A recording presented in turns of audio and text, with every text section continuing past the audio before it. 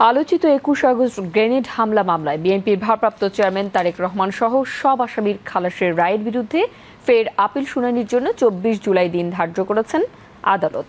আজ প্রধান বিচারপতি ডক্টর সৈয়দ রেফাত আহমেদের নেতৃত্বাধীন ৬ সদস্যের আপিল বেঞ্চ এই বিষয়ে পরবর্তী শুনানির জন্য এই দিন ধার্য করেন। এর আগে সকালে একই বেঞ্চে ২১ আগস্ট গ্রেনেড হামলার মামলার খালাসের রায়ের বিরুদ্ধে আপিল শুনানি হয়। এদিন রাষ্ট্রপক্ষ হাইকোর্টের রায়ের বিরুদ্ধে প্রথম শুনানি করে। Deputy attorney general Abdullah Al Mahmud এই শুনানি করেন। পরে আপিল বিভাগ মাওলানা তাজউদ্দিন আহমেদ ও হানিফ পরিবহনের মালিক মোহাম্মদ হানিফের পক্ষে স্টেট ডিফেন্স হিসেবে জ্যেষ্ঠ আইনজীবী এইচ.এম. শাহজাহানকে নিয়োগ দেন। আগে ট্রায়াল কোর্টের যে জাজমেন্ট ছিল, এই জাজমেন্টটা হাইকোর্ট ডিভিশনে যখন ডেথ রেফারেন্স আকারে শুনানির জন্য আসলো, তখন আসামিদের আপিলগুলো মঞ্জুর হয়, ডেথ রেফারেন্স রিজেক্ট হয় এবং as a whole all accused persons were acquitted.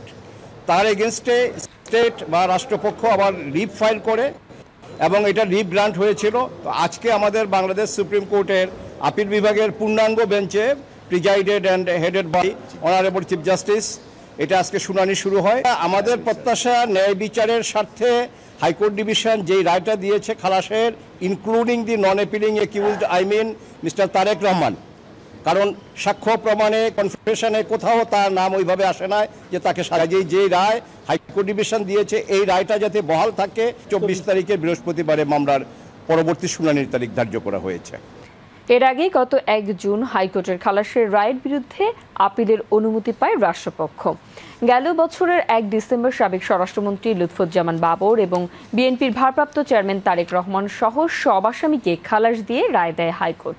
বিচারিক আদালতের রায়কে অবৈধ ঘোষণা করেন উচ্চ আদালত। ২০১৮ সালে বিচারিক আদালতের রায়ে সাবেক স্বরাষ্ট্র প্রতিমন্ত্রী লুৎফুজ্জামান বাবর, সাবেক শিক্ষা উপমন্ত্রী আব্দুস সালাম পিন্টু সহ ১৯ জনকে মৃত্যুদণ্ড এবং বিএনপির ভারপ্রাপ্ত চেয়ারম্যান তারেক রহমান সহ ১৯ জনকে যাবজ্জীবন ও ১১ জনকে বিভিন্ন মেয়াদে কারাদণ্ড দেওয়া হয়।